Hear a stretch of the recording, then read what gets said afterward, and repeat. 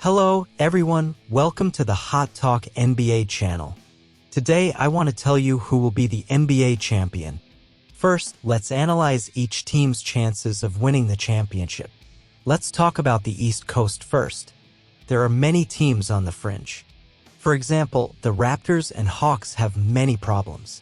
For example, they do not have a big center to defend, they only rely on singles, average organization, etc. Their overall strength is not strong, and their stars are not enough to support the team. It is good to be in this position, but it can be said that it is not easy to go further in the past few years. It is estimated that even if they enter the playoffs, they will be eliminated quickly.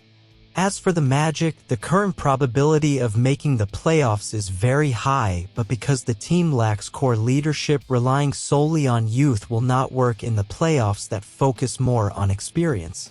This team is exactly this is lacking. What about the Bulls? This team is obviously a team that is not very motivated. It has stars but cannot lead the team to good results, which shows that it lacks strength. It is also a team that relies on singles. The relatively high position may be due to the performance of the stars.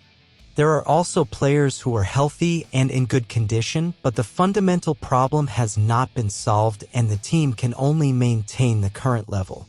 If the performance does not improve in the long run, it will easily decline further. The Nets, which is also a mid-range team, have the same problem for the time being. The team's completeness is insufficient. They need to make up for the innate conditions to become a strong team before they can hope to win the championship. What many people are interested in is the Heat. Last year, they single-handedly defeated strong teams from 8th place to the finals. His competitive spirit and strength can be seen. I think it can be considered. After all, the players on this team are not good. Not bad. Last year, we were able to achieve good results despite injuries. If everyone is healthy this year, I believe it is not impossible to enter the finals again. There is another team that I am also optimistic about, which is the New Yorkers. Although their performance has not been good or bad in the past few years, the team has improved with the addition of new players and the running in of old players to a certain extent. I feel that it is basically against some weak teams. There is no problem. As long as we successfully enter the playoffs and don't encounter strong teams, our results will be better than last year. As for the Cavaliers, I am not very optimistic. He is still in the middle position despite little player changes in the past few years, which shows that his ability to improve is limited and he cannot develop further unless other stars join. As for the Pacers, they have indeed made great progress this season. They have defeated the Bucks 4 times, which is not easy for any NBA team to do now. It is estimated that if the overall performance is good and healthy, it is possible to reach the semifinals.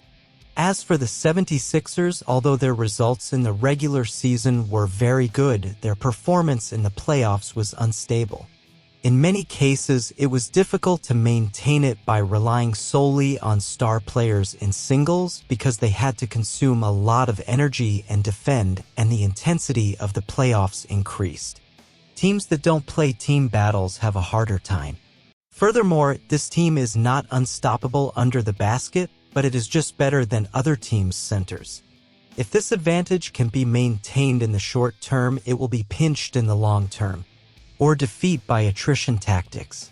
The remaining 2 strong teams are the Celtics and Bucks. Their regular season results are very good, which is not surprising, but I think the Celtics are still not at their peak strength, although they have strengthened. The center and defense still require intense physical confrontation in the playoffs, and this team is not well prepared for this. As for the Bucks, although their overall strength has been strengthened, their defense is worse than last year. This is not good news for the championship team. They must find a solution to this problem, otherwise they may not be able to reach the finals smoothly. After all, strong teams generally have a better chance of winning the championship. As far as the East Coast is concerned, I am still optimistic about the Bucks, unless a dark horse like last year's Heat appears.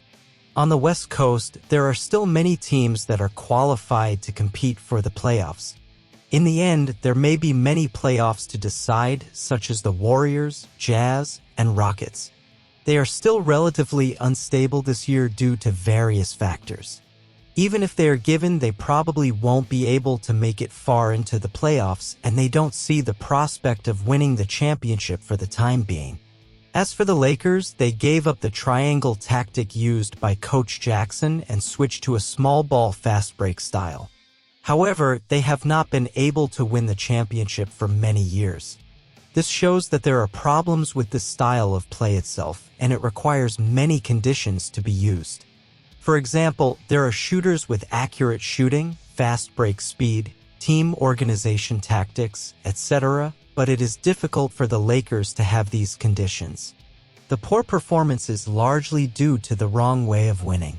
This team's style of play is relatively simple, but they also rely more on stars and a little bit of tactical use, which I think is not enough. First of all, they have to think about whether they are lacking in personnel positions such as power forwards, defenders with organizational skills, etc.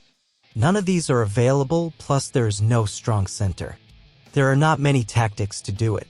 Therefore, the players bought back at the beginning of the season actually failed to help the team in the position they needed most.